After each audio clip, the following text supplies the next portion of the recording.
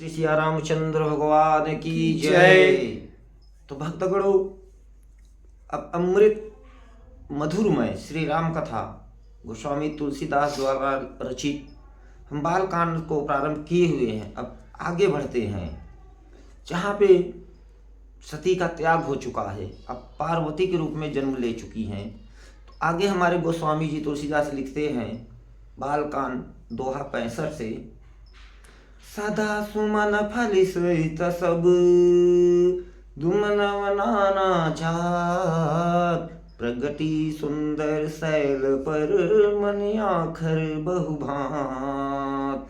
तो महाराज जी लिखते हैं उस सुंदर पर्वत पर, बहुत से हिमालय पर्वत पर बहुत प्रकार के सब नए नए वृक्ष सदा पुण्य पुष्प फल युक्त हो गए, और जहाँ बहुत तरह के मरियों के खाने प्रकट हो गई। माता जगत जननी के जन्म लेने से हिमालय के यहाँ सरिता सब पुनीत जल बहि, खग मृग मधु सुखी सब रहि, सहज सहज बयरु सब जीवन त्यागा, गिर पर सकल करहि अनुरागा। तो सारी नदियां पवित्र जल बहा रही हैं हिमालय पर, और पक्षी पशु भंवरे सभी सुखी रहते हैं। सब जीवों ने अपना स्वाभाविक बैर हिंसा छोड़ दिया है, और पर्वत पर सभी परस्पर प्रेम करते हैं। सुह शैल गिरिजा गृह आए, जिमे जन राम भगति के पाए, नित नूतन मंगल गृह तासु, ब्रह्मादिक गावै जस जासु। तो माँ पार्वती जी के घर आ जाने से पर्वत ऐसा शोभमान हो रहा है हिमालय, जैसा राम भक्ति को पाकर भक्त शोभमान होता है। उस पर्वतराज के घर नित्य नए नए मंगल उत्सव होते हैं, जिसको ब्रह्मा सब उसके यश गाते हैं। नारद समाचारी सब पाए, कौतुक ही गिर गे हसिधाए, शैल राज बड़ आदर कीना, पद पखारी बर आशनु दीना। जब हमारे देवर्षि श्री नारद मुनि ने ये समाचार सुने कि माता पार्वती का जन्म हो चुका है, तो कौतुकी से हिमालय जी के घर पधारे। तो पर्वतराज ने भी उनका बड़ा आदर स्वागत किया श्री नारद देवर्षि मुनि का, उनके चरण धोकर उत्तम आसन दिया बैठने को। फिर नारी सहित मुनि पद सिरुनावा, चरण सलील सब भवन सिचावा, निज सौभाग्य बहुत गिरि बरना, सुता बोली मेली मुनि चरना। तो हिमाचल जी ने फिर अपनी स्त्री सहित मुनियों के चरणों में सिर नवाया, प्रणाम किया, और उनके चरणोदक को सारे घर में सिंचवाया। तो हिमाचल ने अपने सौभाग्य का बहुत बखान किया, और पुत्री को बुलाकर मुनि के चरणों पर डाल दिया। त्रिकालज्ञ सर्वज्ञ तुम, गति सर्व तुम्हारी, कहूँ सुता के दोष गुण, मुनि बर हृदय विचारी। तो हिमाचल जी ने कहा कि हे मुनिवर, आप त्रिकालज्ञ हैं, तीनों काल को जानते हैं, भूत भविष्य वर्तमान, सर्वज्ञ हैं देवर्षि, आपकी सर्वत्र पहुंच है मुनिवर, अतः आप हृदय में विचार का कन्या के दोष गुण कहिए हमारे। कह मुनि बिहस गुण मृदुबानी, सुता तुम्हारी सकल गुण खानी, सुंदर सहज सुशील सयानी, नाम उमा अंबिका भवानी। तो देवर्षि नारद मुनि जी ने कहा, हंसकर बोला रहस्ययुक्त कोमल वचनवाणी से कि हे हिमाचल, तुम्हारी कन्या सब गुणों की खान है, यह स्वभाव से ही सुंदर सुशीला और समझदार है। उमा अंबिका और भवानी इसके नाम हैं। सब लक्षण संपन्न कुमारी, ओही है संतत पियहि पियारी, सदा अचल एहि कर अहिवाता, इहि जे जसु पै है पितु माता। तो कन्या सब लक्षणों से संपन्न है, यह अपने पति को सदा प्यारी होगी, इसका सुहाग सदा अचल रहेगा, अमर, और इससे इसके माता पिता का भी यश पावेंगे।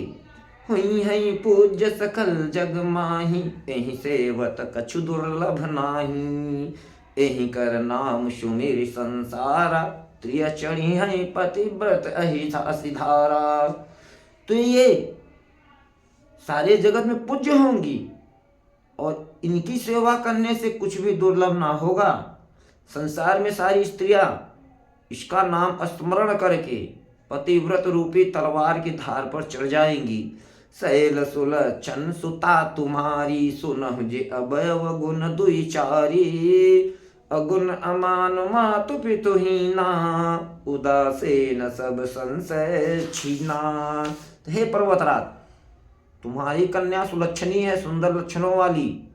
अब इसमें जो दो चार अवगुण हैं उनके विषय में सुन लो। गुणहीन मानहीन, माता पिता विहीन, उदासीन संशयहीन, लापरवाह बेपरवाह, जोगी जटिल अकाम मन, नगन अमंगल भेद। अस स्वामी एहि कह मिली हैं, परिहस्त असिरे। योगी जटाधारी, निष्काम हृदय, नंगा और मंगल वेश वाला, ऐसा पति इसको मिलेगा। इसके हाथ में ऐसी ही रेखा पड़ी हुई है। सुनि मुनि गिरा सत जिय जाने, दुखदम तहि उमा हरसाने। नारद हूँ यह भेद न जाना, दशा एक समुझब बिलगाना। तो श्री नारद जी मुनि की वाणी सुनकर और उसको हृदय में सत्य जानकर पति पत्नी हिमवान और मैना को दुख हुआ और माता पार्वती जी तो प्रसन्न हुई। श्री नारद जी ने भी इस रहस्य को नहीं जाना, क्योंकि सबकी बाहरी दशा एक सी होने पर भी भीतरी समझ भिन्न भिन्न अलग होती है। सकल सखी गिरजा गिर मैना, पुलक शरीर भरे जल नैना। होई न मृखा देव ऋषि भाषा, उमा सो बचन हृदय धरि राखा। तो सारी सखियां माता पार्वती, पर्वतराज हिमवान और मैना सभी के शरीर पुलकित हो गए और सबके नेत्रों में जल भर आया। तो देवर्षि के वचन असत्य नहीं हो सकते। तो यह विचार कर माता पार्वती ने प्रेम युक्त वचन को हृदय में धारण कर लिया। उपजेऊ शिव पद कमल स्नेहु, मिलन कठिन मन भा संदेहु। जानि को अवसर प्रीत दुराई, सखे उछंग बैठ पुनि जाई।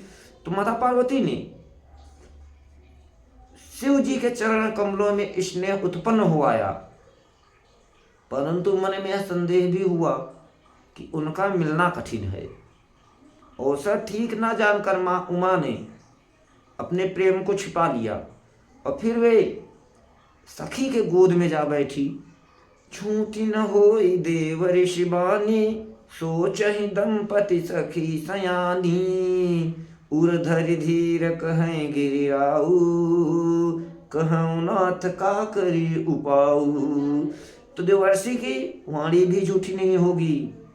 यह विचार का हिमवान मैना और सारी चतुर सखियां चिंतित होकर चिंता करने लगी। फिर हृदय में धीरज धरकर पर्वतराज हिमालय ने कहा कि हे नाथ, कहिए अब क्या उपाय किया जाए। कह मुनीश हिमवंत सुन, जो विधि लिखा लीलार। देव दनुज नर नाग मुन, को न मेट निहार। तो मुनीश्वर ने कहा नारद मुनि ने कि हे हिमवान सुनो, विधाता ने मस्तक ललाट में जो कुछ लिख दिया है उसको देवता दानव मनुष्य नाग मुनि कोई भी नहीं मिटा सकते। तदपि एक मैं कहूँ उपाई, होई करे जो देव सहाई। जस बरु मैं बरनेउ तुम पाही, मिली है उमहि तस संशय नाही। तो हे हिमालय, तो भी एक उपाय मैं आपको बताता हूँ। यदि देव सहायता करे तो वह सिद्ध हो सकता है। उमा को वर तो निसंदेह वैसा ही मिलेगा जैसा मैंने तुम्हें बताया है, जिसका वर्णन किया है। जे जे बर के दोष बखाने, ते सब शिव पही मैं अनुमाने। जो विबाह शंकर सन होई, 200 गुण सम कह सब कोई। परंतु मैंने वर के जो जो दोष आपको बतलाए हैं उमा जी के लिए। मेरे अनुमान से वे सभी शिव जी में भी हैं। यदि शिव जी के साथ विवाह हो जाए तो दोषों को भी सब लोग गुणों के समान ही कहेंगे। जो अहि से शयन हरि करही, बुद्ध कच्युति न कर दोष न धरही। भानु कृषानु सरबर सखाई, तिन कह मंद कहत को नाही। तो जैसे भगवान श्री विष्णु शेषनाग की शैया पर सोते हैं तो भी पंडित लोग उनको कोई दोष नहीं लगाते। सूर्य और अग्निदेव अच्छे बुरे सभी रसों को भक्षण करते हैं, सोख लेते हैं, खाते हैं, परंतु उनको कोई बुरा नहीं कहता। शुभ अरु अशुभ सलिल सब बहई, सुर सय को अपुनीत न कहई। समरथ कहु नहीं दोष गोसाई, रवि पावक सुर सय की नाई। तो श्री गंगा जी में शुभ अशुभ सभी जल बहता है पर कोई उन्हें अपवित्र नहीं कहता। सूर्य अग्नि गंगा जी की भांति समर्थों को कोई दोष नहीं लगता। जो अस ऐस खाकर नर, जड़ विवेक अभिमान, पर ही कलप भरी नरक महु, जीव की ईश समान। यदि मूर्ख मनुष्य ज्ञान के अभिमान से इस प्रकार होड़ करते हैं तो वे कल्प भर के लिए नरक में पड़े रहते हैं। तो भला कहीं जीव भी ईश्वर के समान सर्वथा स्वतंत्र हो सकता है।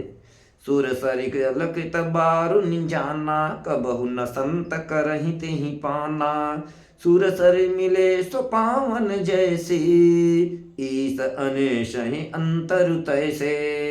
तो गंगा जल से बनाई हुई मदिरा को जानकर संत लोग कभी उसका पान नहीं करते, पर वही मदिरा गंगा जी में मिल जाने पर जैसे पवित्र हो जाती है, ईश्वर और जीव में भी वैसा ही भेद है। शंभु सहज समर्थ भगवाना, यही विवाह सब विधि कल्याणा। दुराराध्य पै अहि महेशु, आशुतोष पुनि किए कलेशु। तो शिव जी सहज ही समर्थ हैं क्योंकि वे भगवान हैं, इसलिए इस विवाह में सब प्रकार का कल्याण ही है। परंतु महादेव जी की आराधना बड़ी कठिन है भक्ति। फिर भी कलेश तप करने से बहुत कुछ सिद्ध संतुष्ट हो जाते हैं, जल्दी ही प्रसन्न हो जाते हैं भोलेनाथ। जो तप करे कुमारी तुम्हारी, भाव में सकहि त्रिपुरारी। यद्यपि बर अनेक जग माही, यही कह शिव तज दूसर नाही। यदि हे हिमालय राज तुम्हारी कन्या तप करे तो त्रिपुरारी महादेव जी होनहार को मिटा सकते हैं भोले बाबा। यद्यपि संसार में वर तो अनेक हैं, पर इनके लिए शिव जी को छोड़कर दूसरा वर नहीं है। बरदायक प्रंतारित भंजन, कृपा सिंधु सेवक मनरंजन। इच्छित फल बिनु शिव अवराधी, लही न कोटि जोग जप साधे। तो शिव जी वर देने वाले, शरणागतों के दुखों का नाश करने वाले, कृपा के समुद्र और सेवकों के मन को प्रसन्न करने वाले हैं भोले बाबा। शिव जी की आराधना किए बिना करोड़ों योग जप करने पर भी वांछित फल नहीं मिलता। अस कही नारद सुमिर हरि, गिर जहि दीन असीस। होहि कह कल्याण अब, संशय तजो गिरीश। तो ऐसा कहकर भगवान का स्मरण करके देवर्षि नारद जी ने पार्वती को आशीर्वाद दिया और कहा कि हे पर्वतराज, तुम संदेह का त्याग कर दो, अब यह कल्याण ही होगा। अस कही यस ब्रह्म भवन मुनि गयऊ, अगिल चरित सुनहु जस भयऊ। पतहि एकांत पाई कह मैना, नाथ न मैं समझे मुनि बैना। तो यूं कहकर देवर्षि नारद मुनि ब्रह्मलोक को चले गए। अब आगे जो चरित्र हुआ उसे सुनो। पति को एकांत में पाकर मैना जी ने, हिमालय की पत्नी ने कहा कि हे नाथ, मैंने देवर्षि मुनि के वचनों का अर्थ नहीं समझा। उन्होंने क्या कहा? जो घर बर कुल होई अनोपा, करिय विवाह सुता अनुरूपा। न त कन्या बरु रहूं कुंवारी, कंत उमा मम प्राण प्यारी। तो जो हमारी कन्या के अनुकूल घर वर और कुल उत्तम हो तो विवाह कीजिए, नहीं तो लड़की चाहे मेरी कुमारी ही रहे। मैं अयोग्य वर के साथ उसका विवाह नहीं करना चाहती, क्योंकि हे स्वामी, पार्वती मुझको प्राणों के समान प्यारी है। जो न मिलहि बर गिर जहि जोगु, गिर जड़ सहज कहें सब लोगु। सोई बिचारी पति करहु विवाहु, जहि न बहोरी होई उरदाहु। तो यदि पार्वती की योग्य वर ना मिला तो सब लोग कहेंगे कि पर्वत स्वभाव से ही जड़ मूर्ख होते हैं, पत्थर। हे स्वामी, इस बात को विचार कर ही विवाह कीजिएगा मेरी पुत्री पार्वती का, जिससे फिर पाछे हृदय में संताप जलन ना हो, पीड़ा। अस कही परी चरण धरि सीसा, बोले सहित स्नेह गिरीशा। बरु पावक प्रगटय शशि माही, नारद बचन अन्यथा नाही। तो हे स्वामी, इस प्रकार कहकर फिर मैना पति के चरणों पर मस्तक रख गिर पड़ी। तब हिमवान ने प्रेम से कहा, हे देवी, चाहे चंद्रमा में अग्नि प्रकट हो जाए, पर देवर्षि नारद के वचन वाणी झूठे नहीं हो सकते। प्रिया सोचु परिहरहु सब, सुमिरहु श्री भगवान। पार्वती निर्मयं, जेहि सोई करहि कल्याण। तो हिमाचल ने कहा कि हे प्रिय, अब सब सोच चिंता छोड़कर श्री भगवान का स्मरण करो।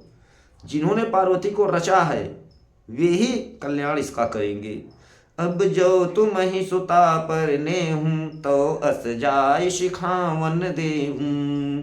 करे सो तप जेहि मिलहि महेशु, आन उपाय न मिटहि कलेशु। तो हे देवी, अब यदि तुम्हें कन्या पर अपने प्रेम है तो जाकर उसे यह शिक्षा दो कि वह ऐसा तप करे, तपस्या करे, जिससे शिवजी मिल जाएं। दूसरे उपाय से यह कलेश दुख अब नहीं मिटेगा। नारद बचन सगर्भ सहेतु, सुंदर सब गुण निधि वृख केतु। अस विचारि तुम तजहु असंका, सब ही भांति शंकर अकलंका। तो श्री नारद जी के वचन रहस्य से युक्त और सकारण हैं, और शिव जी समस्त सुंदर गुणों के भंडार हैं। भोले बाबा, यह विचार कर तुम मिथ्या असत्य संदेह को देवी छोड़ दो। शिव जी सभी तरह से निष्कलंक हैं। भोले बाबा, सुनी पति बचन हरसि मनि माही, गई तुरत उठे गिर जा पाही। उमहि बिलोक नयन भर बारी, सहित स्नेह गोद बैठारी। बारहि बार लेत उर लाई, गद गद कंठ न कछु कही जाई। जगत मातु सर्वज्ञ भवानी, मात सुगद बोली मृदुवानी। तो पति के वचन सुनकर मन में प्रसन्न होकर मैना उठकर तुरंत पार्वती जी के पास गई। पार्वती जी को देखकर उनके आंखों में आंसू भर आए। उसे स्नेह के साथ गोद में देवी को बिठा लिया। फिर बार बार उसे हृदय से लगाने लगी और प्रेम से मैना का गला भराया। कुछ कहा नहीं जाता था। जगत जननी भवानी जी तो सर्वज्ञ ठहरी। माता के मन की दशा को जानकर वे माता को सुख देने वाली कोमल वाणी से बोली, सुनहि माँ तुम्हें दीख अस, सपन सुनाऊं तोय। सुंदर गौर सुबे प्रबर, अस उपदेशूं मोय। तो माता पार्वती जी ने कहा कि माँ सुन, मैं तुझे सुनाती हूँ। मैंने ऐसा स्वप्न देखा है आज कि मुझे एक सुंदर गौरवर्ण श्रेष्ठ ब्राह्मण ने ऐसा उपदेश दिया है। कर ही जाई तपु शैल कुमारी, नारद कहा सो सत्य विचारी। मातु पिता ही पुण्य मत भावा, तपु सुख प्रद सुख दोष न सावा। तो हे पार्वती, नारद जी ने जो कहा है उसे सत्य समझकर तू जाकर तप कर। फिर यह बात तेरे माता पिता को भी अच्छी लगी है। तप सुख देने वाला और दुख दोष का नाश करने वाला है। तप बल रचय प्रपंच विधाता, तप बल विष्णु सकल जगत्राता। तप बल शंभु करहि संघारा, तप बल शेष धरहि मही भारा। तो तप के बल से ही ब्रह्मा जी संसार की रचना करते हैं, और तप के बल से ही श्री विष्णु सारे जगत का पालन करते हैं, और तप के बल से ही शंभु रुद्र रूप से जगत का संहार करते हैं, और तप के बल से ही शेष जी पृथ्वी का भार धारण किए रहते हैं। तप आधार सब सृष्टि भवानी, करहि जाय तपु असजिय जाने, सुनत बचन विस्मित महतारी, सपन सुनायहु गिरहि हकारी। तो हे भवानी, सारी सृष्टि तप के ही आधार पर है, ऐसा जी में जानकर तू जाकर तप कर। यह बात सुनकर माता को बड़ा अचरज हुआ, मैना जी को, और उसने हिमवान को बुलाकर यह स्वप्न सुनाया। मातु पिता ही बहुविधि समझाई, चली उमा तप हित हरसाई, प्रिय परिवार पितायरु माता, भय बिकल मुख आओ न बाता। तो माता पिता को बहुत तरह से समझाकर बड़े प्रसन्नता हर्ष के साथ मैया पार्वती जी तप के लिए चली। प्यारे कुटुंबी पिता और माता सब व्याकुल हो गए पुत्री के वियोग से, किसी के मुंह से बात नहीं निकलती थी। वेद सिरा मुनि आई तब, सब ही कहा समझाई, पार्वती महिमा सुनत रहे प्रबोध ही पाई। तुम तब वेद सिरा मुनि ने आकर सबको समझाकर कहा कि पार्वती जी की महिमा सुनकर सबको समाधान हो गया सबका, अब सबकी चिंता दूर हो गई। उर्धरि उमा प्राणपति चरना, जाई विपिन लागी तपु करना, अति सुकुमार न तनु तप जोगु, पति पद सुमिर तजौ सब भोगु। तो प्राणपति शिव जी के चरणों को हृदय में धारण करके पार्वती जी ने वन में जाकर तप करने लगी। पार्वती जी का अत्यंत सुकुमार शरीर तप के योग्य नहीं था, तो भी पति के चरणों का स्मरण करके उन्होंने सब भोग को, सुख को तज दिया, त्याग दिया। नित नव चरण उपजय अनुरागा, बिसरी देह तप ही मनु लागा। संबत सहस भूल फल खाए, सागु खाए शत बरस गंवाए। कछु दिन भोजन बारी बतासा, किए कठिन कछु दिन उपवासा। बेल पाती मही परी सुखाए, तीन सहस संबत सोई खाई। पुनि परिहरे सुखान्यों परना, उमहि नाम तब भयऊं अपर्णा। देख उमहि तप खीन शरीरा, ब्रह्म गिरा भय गगन गंभीरा। तो स्वामी के चरणों में नित नया अनुराग प्रेम उत्पन्न होने लगा माँ पार्वती के मन में, और तप में ऐसा मन लगा कि शरीर की सारी सुध बिसर गई। 1000 वर्ष तक माता पार्वती ने उन्होंने फूल फल खाकर तप किया और 100 वर्ष तक साग खाकर बिताए।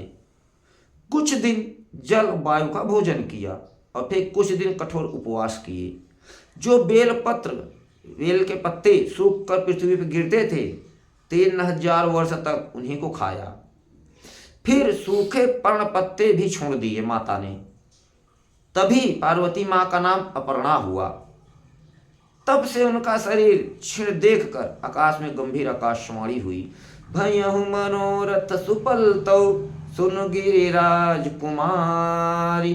परिहर दुसह कलेश सब, अब मिली हैं त्रिपुरारी।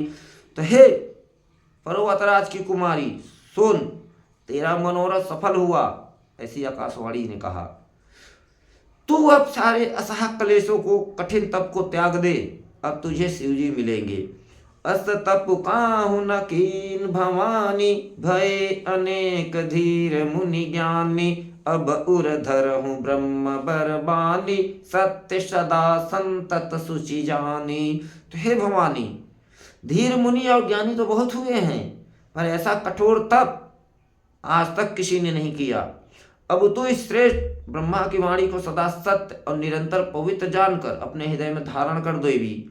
आवै पिता बुलावन जब ही, हट परिहर जाय हूँ तब ही। मिलहि तुम्हें जब सप्त ऋषिषा, जाने हूँ सब प्रमाण बागीसा।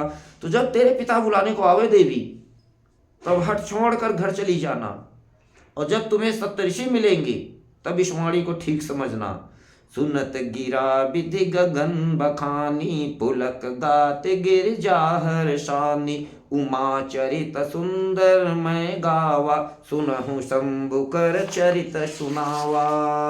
तो इस प्रकार आकाश से कही हुई ब्रह्मा की वाणी को सुनते ही माँ पार्वती प्रसन्न हो गई और हर्ष के मारे उनका शरीर पुलकित हो गया। याज्ञवल्क्य जी भरद्वाज जी से बोले कि मैंने पार्वती जी का सुंदर चरित्र सुनाया है, अब शिव जी का सुहावना चरित्र सुनो। जे जब ते सती जाय तनु त्यागा, तब ते शिव मन भयउ विरागा। जपहि सदा रघुनायक नामा, जहाँ तहाँ सुनहि राम गुण ग्रामा। तो जब से सती जी ने जाकर पिता के यज्ञ में शरीर का त्याग किया, तब से शिव जी के मन में वैराग्य हो गया। वे सदा श्री रघुनाथ जी श्री राम जी का नाम जपने लगे, जहां तहां श्री रामचंद्र जी के गुणों की कथाएं सुनने लगे। चिदानंद सुख धाम शिव, विगत मोह मद काम। बिचरहि महि धरि हृदय हरि, सकल लोक अभिराम। तो चिदानंद सुख के धाम, मोह मद और काम से रहित शिव जी, संपूर्ण लोगों को आनंद सुख देने वाले भगवान श्री हरि श्री रामचंद्र जी को हृदय में धारण कर भगवान के ध्यान में मस्त हुए भोले बाबा हमारे, और पृथ्वी पर विचरने लगे। कतहु मुनीनन उपदेश ही ज्ञाना, कतहु राम गुण करहि बखाना। जदपि अकाम तदपि भगवाना, भगत बिरह दुख दुखित सुजाना। एहि विधि गयौ काल बहु बीती, नित नय होई राम पद प्रीति। नेम प्रेम शंकर कर देखा, अबिचल हृदय भगत कै रेखा। तो वे कहीं मुनियों को ज्ञान उपदेश करते हैं जाकर भोले बाबा, कहीं श्री रामचंद्र जी के गुणों का वर्णन करते हैं। यद्यपि सुजान शिव जी निष्काम है भोलेनाथ, तो भी वे भगवान अपने भक्त सती के वियोग से दुख से दुखी हैं भोले बाबा। इस प्रकार बहुत समय बीत गया। श्री रामचंद्र जी के चरणों में नई नई नित प्रीत होने लगी भगवान भोलेनाथ को। तो शिव जी के कठोर नियम, अनन्य प्रेम और उनके हृदय में भक्ति अटल टेक को जब प्रभु श्री रामचंद्र जी ने देखा, तो प्रगटे राम कृतज्ञ कृपाला। रूपशील निधि तेज विशाला, बहु प्रकार शंकर ही सराहा। तुम बिनु असव्रत को निर्वाह। तब कृतज्ञ उपकार मानने वाले हमारे कृपालु रूप और शील के भंडार, महान तेज के पुंज भगवान प्रभु श्री रामचंद्र जी प्रकट हुए कैलाश पर। उन्होंने बहुत तरह से शिव जी की सराहना की, प्रशंसा की और कहा कि आपके बिना भोले बाबा ऐसा कठिन व्रत कौन निभा सकता है। बहु विधि राम शिव ही समझावा, पार्वती कर जन्म सुनावा। अति पुनीत गिरिजा कह करनी, बिस्तर सहित कृपा निधि बरनी। फिर श्री रामचंद्र जी ने, प्रभु ने बहुत प्रकार से शिव जी को समझाया और पार्वती का जन्म सुनाया। तो कृपा निधान श्री रामचंद्र जी ने विस्तार पूर्वक पार्वती जी का अत्यंत पवित्र करने का वर्णन किया भोलेनाथ के सामने। अब बिनती मम सुनहु शिव, जो मोह पर निज नेहु। जाय विवाहु शैलजहि, यह मोहि मांगे देव। फिर श्री रामचंद्र जी ने भोले बाबा शिव जी से कहा कि हे शिव जी, यदि मुझ पर आपका स्नेह प्रेम है भोलेनाथ, तो अब आप मेरी विनती सुनिए। मुझे यह मांगे वर दीजिए कि आप जाकर पार्वती जी के साथ विवाह कर ले। कह शिव यद्यपि उचित यस नाही, नाथ बचन पुनि मेट न जाहि। सिर धरिया यसु करी तुम्हारा, परम धर्म यह नाथ हमारा। मात पिता गुरु प्रभु कै बानी, बिनहि विचार करी शुभ जानी। तुम सब भांत परम हितकारी, आज्ञा सिर पर नाथ तुम्हारी। शिव जी ने कहा, यद्यपि ऐसा करना उचित नहीं है प्रभु, परंतु स्वामी की बात भी मेटी नहीं जाती। हे नाथ, मेरा यही परम धर्म है आपकी आज्ञा का पालन करना, कि मैं आपकी आज्ञा को सिर पर रखकर उसका पालन ही करूं। माता पिता गुरु और स्वामी की बात को बिना विचारे तर्क वितर्क किए शुभ समझकर करना मानना चाहिए। फिर आप तो सब प्रकार से मेरे हितकारी हैं प्रभु। हे नाथ, आपकी आज्ञा मेरे सिर पर है। प्रभु तो ख्यो सुनि शंकर बचना, भक्ति विवेक धर्म जुत रचना। कह प्रभु हर तुम्हार पन रहूं, अब उर राख्यूं जो हम कहूं। शिव जी की भक्ति ज्ञान और धर्म से युक्त वचन रचना सुनकर प्रभु श्री रामचंद्र जी संतुष्ट प्रसन्न हो गए और श्री राम प्रभु ने कहा कि हे हर, आपकी प्रतिज्ञा पूरी हो गई, अब हमने जो कहा है उसे हृदय में रखना। अंतर्धान भय अस भाखी, शंकर सोई मूरति उर राखी। तब ही सप्तऋष शिव पही आए, बोले प्रभु अति बचन सुहाए। तो इस प्रकार कहकर श्री रामचंद्र जी अंतर्ध्यान अदृश्य हो गए। शिव जी ने उनकी वह मूर्ति रूप अपने हृदय में रख ली। उसी समय सप्तऋषि शिव जी के पास आए। प्रभु महादेव जी ने उनसे अत्यंत सुहावने वचन कहे। पार्वती पही जाई तुम, प्रेम परीक्षा ले, गिरहि प्रेरी पठयहु भवन, दूर करहु संदेव। तो भोले बाबा सप्तऋषि कहते हैं कि आप लोग पार्वती जी के पास जाकर उनके प्रेम की परीक्षा लीजिए, देवर्षि ऋषियों सब, और हिमालय को कहकर उन्हें पार्वती को लिवा लाने के लिए भेज दीजिए तथा पार्वती को घर भिजवाइए और उनके संदेह को दूर करिए। ऐसा भोले बाबा ने सप्तऋषियों को अपना संदेश भेजा। ऋषिन गौरी देखी तह कैसी, मूर्ति मंत तपस्या जैसी, बोले मुनि सुनु शैल कुमारी, करहु कवन कारण तपु भारी, कहीं अवराधों का तुम चहम, हम सन सत्य मरम कि न कहूं, कहत बचन मनु अति सकुचाई, हसी हम सुनी हमारी जड़ताई। तो ऋषियों ने सप्तऋषियों ने वहां जाकर माँ पार्वती जी को कैसी देखा, मानो मूर्तिमान तपस्या ही हो। तो मुनि बोले कि हे शैल कुमारी सुनो, तुम किस लिए इतना कठोर तप कर रही हो? तुम किसकी आराधना करती हो देवी, और क्या चाहती हो? हमसे अपना सच्चा भेद क्यों नहीं कहती? तो माँ पार्वती जी ने कहा, हे ऋषिवर, बात कहते मन में बहुत सकुचाता है मन। आप लोग मेरी मूर्खता सुनकर हंसेंगे। मनु हठ परा न सुनई सिखावा, चहत बारी पर भीत उठावा, नारद कहा सत्य सोई जाना, बिनु पंखन हम चाहे उड़ाना, देखो मुनिय विवेक हमारा, चाहिए सदा शिव ही भर तारा। तो मन ने हट पकड़ लिया है ऋषियों, वह उपदेश ही नहीं सुनता मेरा मन किसी का, और जल पर दीवाल उठाना चाहता है, भीत जल पर। नारद जी ने जो कह दिया उसे सत्य जानकर मैं बिना ही पंख के उड़ना चाहती हूँ। हे मुनियों, आप मेरा ज्ञान तो देखिए कि मैं सदा शिव जी को अपना पति बनाना चाहती हूँ। सुनत बचन बिह से ऋषय, गिरि संभव तव दे, नारद कर उपदेश सुनि, कहूँ बस्यो किसुगे। पार्वती माता जी की बात सुनते ही ऋषि लोग हंस पड़े सब और बोले कि तुम्हारा शरीर पर्वत से ही तो उत्पन्न हुआ है देवी, भला कहो तो नारद जी का उपदेश सुनकर आज तक किसका घर बसा है? दक्ष सुतन उपदेशिन जाई, तिन फिर भवन न देखाई, चित्रकेतु कर घर उन्घाला, कनक से पुकर पुण्य सहाला। उन्होंने जाकर दक्ष के पुत्रों को उपदेश दिया था श्री नारद जी ने, जिससे उन्होंने फिर घर लौटकर मुंह भी नहीं देखा, घर का वापस नहीं आए। चित्रकेतु के घर को नारद जी ने ही चौपट किया। फिर यही हाल हिरण्यकश्यप का भी हुआ। नारद सीख जे सुनहि नर नारी, अवसि होई तजि भवनु भिखारी, मन कपटी तन सज्जन चिन्हा, आप सरिस सबहि चह कीन्हा। तो जो स्त्री पुरुष नारद जी की बात सीख सुनते हैं वे घर बार छोड़कर अवश्य भिखारी हो जाते हैं।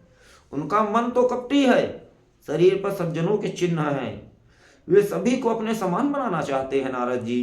तेहि के बचन मान विश्वासा, तुम चाहौ पति सहज उदासा, निर्गुण निलज कुभेश कपाली, अकुल अगे दिगंबर ब्याली, कहूँ कवन सुख अस बर पाए, भल भूल ठग के बौराए, पंच कहे शिव सती विवाही, पुण्य डेरी मरायन ताही।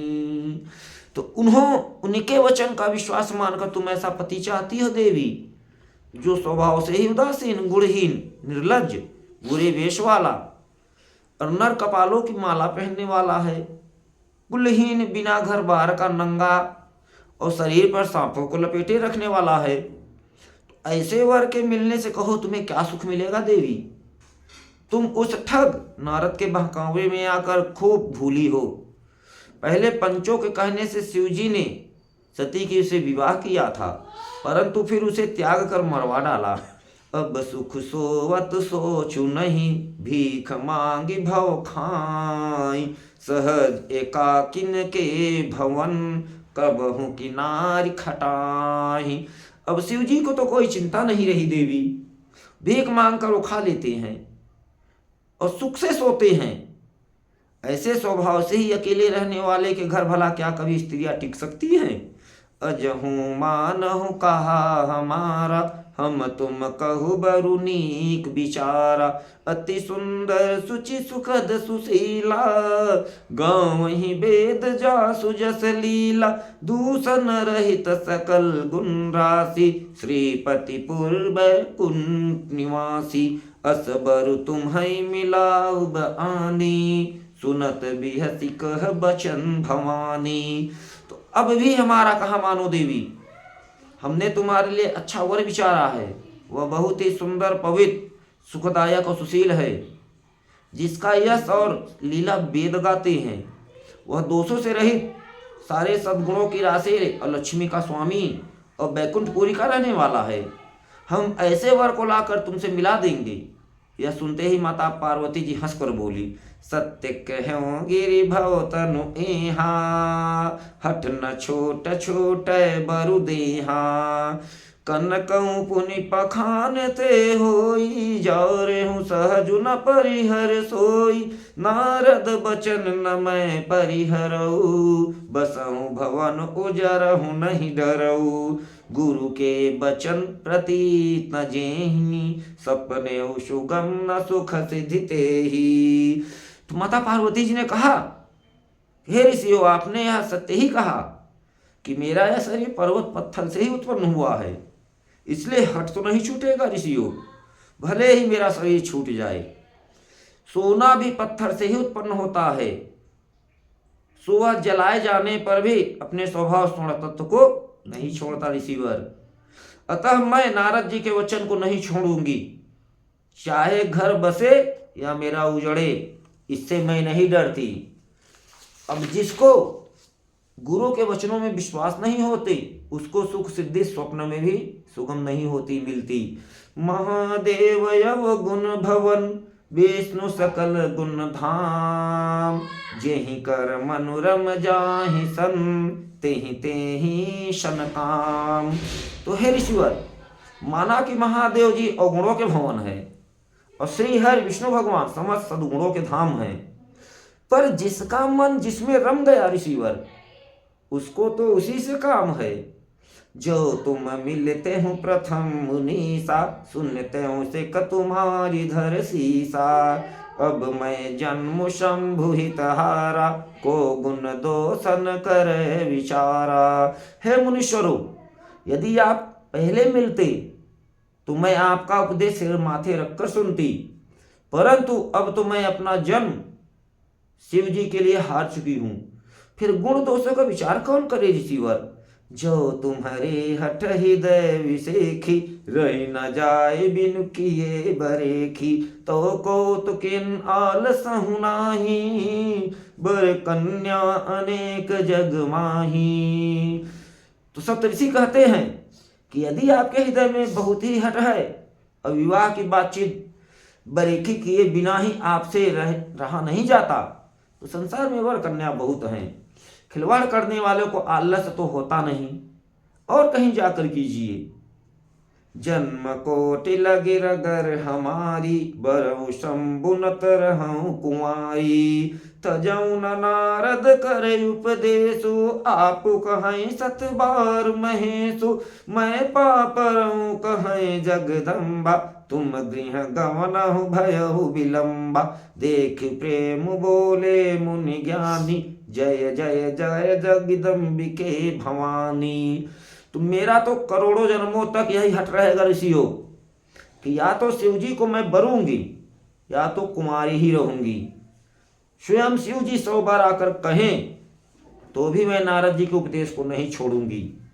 तो जगत जननी माता पार्वती जी ने फिर कहा कि मैं आपके पैर पड़ती हूँ, आप अपने घर को जाइए ऋषिवर, बहुत देर हो गई है। तो शिव जी में माता पार्वती का ऐसा प्रेम देखकर ज्ञानी मुनि बोले, हे जगत जननी, हे भवानी, आपकी जय हो जय हो जय हो। तुम माया भगवान शिव, सकल जगत पितु मातु, नाई चरण सिर मुनि चले, पुनि पुनि हर सतगात। तो ऋषिवर कहते हैं कि हे देवी, आप माया है और शिव जी भगवान हैं, आप दोनों समस्त जगत के माता पिता हैं। यह कहकर मुनि पार्वती जी के चरणों में ऋषिवर सिर नवाकर चल दिए सप्तऋषि, और उनके शरीर बार बार पुलकित हो रहे हैं। जाय मुनि हिमवंतु पठाए, कर बिनती गिर जहि गृह लाए, बहुरी सप्तऋष शिव पहि जाई, कथा उमा कै सकल सुनाई। तो मुनियों ने जाकर हिमवान को माता पार्वती जी के पास भेजा और वे विनती करके उनको घर ले आए।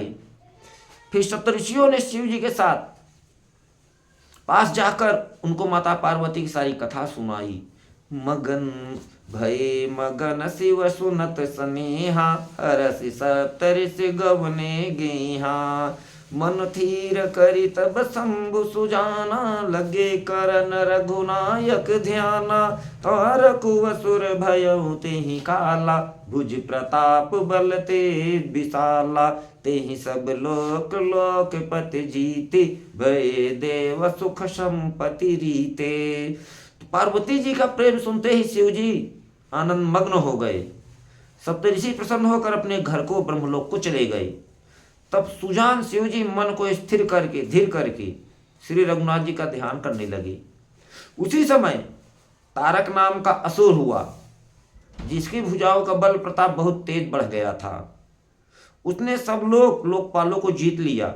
सब देवता सुख संपत्ति को रहित हार होके उससे विहीन हो गए।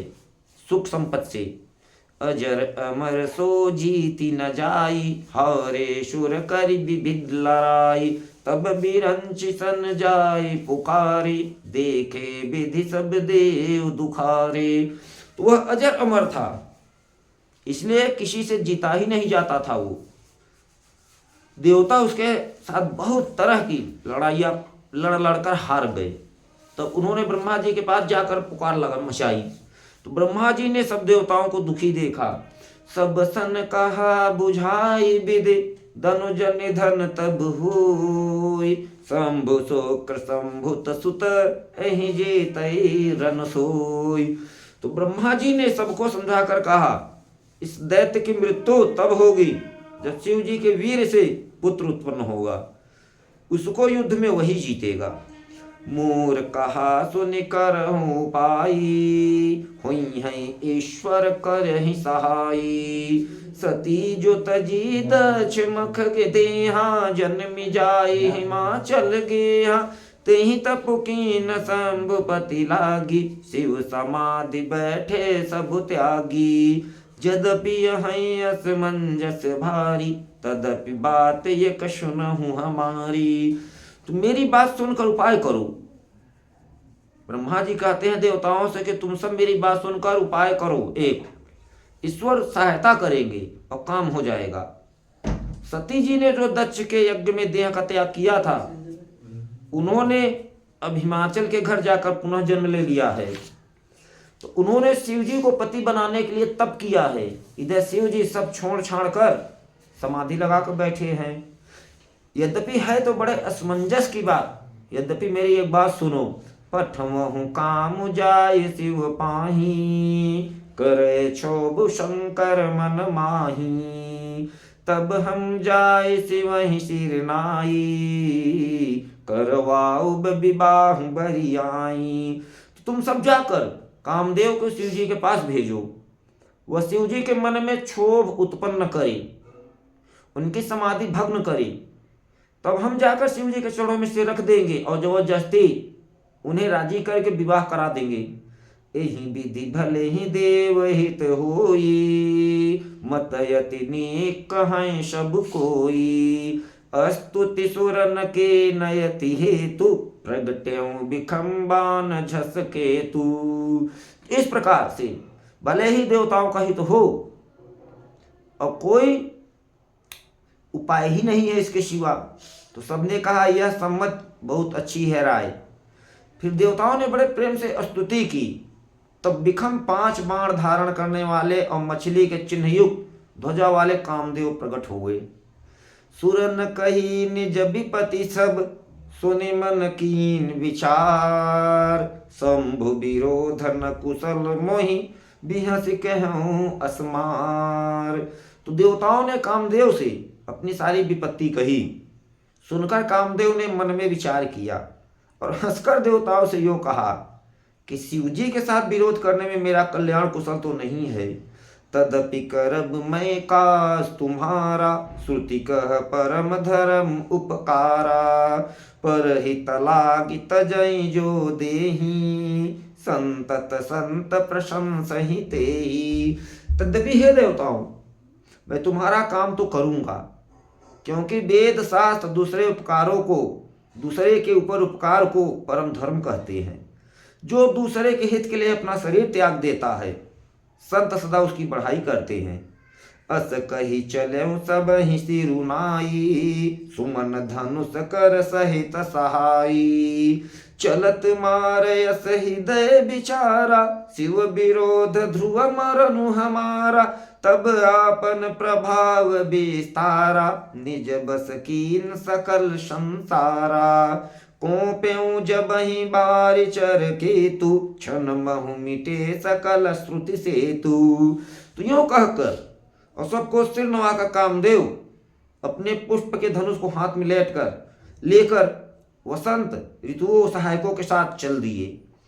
चलते समय कामदेव ने हृदय में ऐसा विचार किया कि शिव जी के साथ विरोध करने से मेरा मृत्यु निश्चित है। तब उसने अपना प्रभाव फैलाया और समस्त संसार को अपने वश में कर लिया।